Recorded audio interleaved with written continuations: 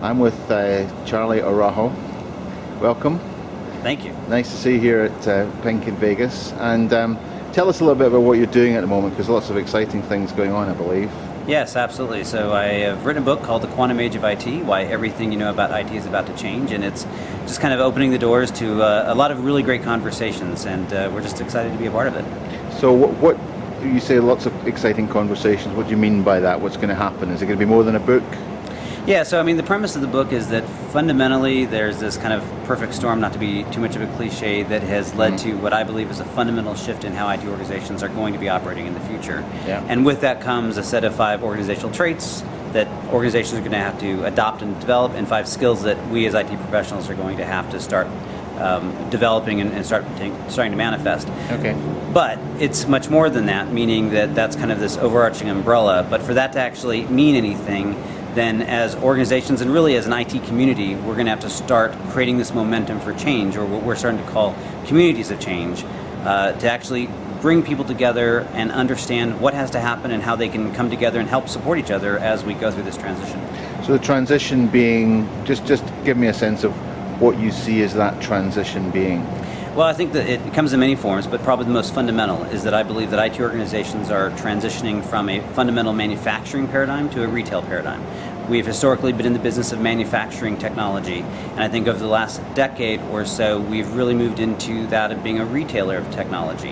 And whether we know it or not, our customers are certainly perceiving us that way.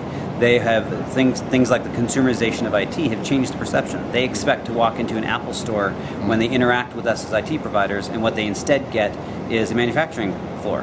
And so it creates this disconnect in the customer experience that we need to fix. And I think that leads to a whole bunch of other things that then follow. Well, I mean, if you had to sort of characterize 1 or 2 things that we need to do in IT to fix that, what would they be?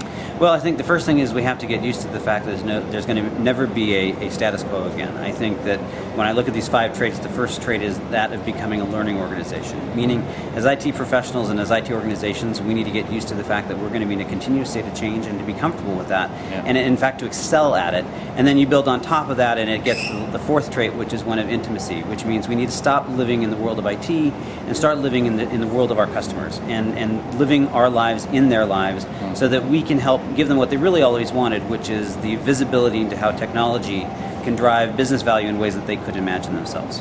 Okay, and just to sum up then, I mean, going forward, what do you think will happen or needs to happen as part of this in the next year or 2, would you say? I think in the next couple of years we're going to see some really fundamental shifts. The most significant is that I don't believe that, with the exception of maybe the biggest governments or the 50 or 100 biggest companies in the world, that any IT organization is going to own their own infrastructure. I believe that 70% or so of what we think of IT today is going to exist outside the walls of the enterprise. And what's going to be left is an IT organization that has to be incredibly adept at managing this web, this ecosystem of providers to deliver value. We will no longer be the sole source provider. There's going to be a lot of other people providing technology, and we as IT organizations are going to have to get comfortable at that and distinguishing between that, so that we can, at the end, do what's right for the organization and to deliver that value in the most meaningful way. And so there's a whole bunch that goes with that, but I think that's going to be the core that's going to lead to some really fundamental changes in how organizations are structured and run and everything that goes with it. So it's curation and collaboration. Yeah, although not the broker model. I absolutely hate the idea of a broker model, because that is fundamentally based on a theory of constraint, and I believe that the future is based on a theory of abundance, and it's about how do we manage and leverage that abundance. And so we need to be the caretakers of that. If we get into a mindset where it's broker and we're controlling, I think we lose. Fascinating stuff. Look forward, we'll maybe talk again soon and see how that's going. That'd be great. Charlie, thanks very much. Thanks.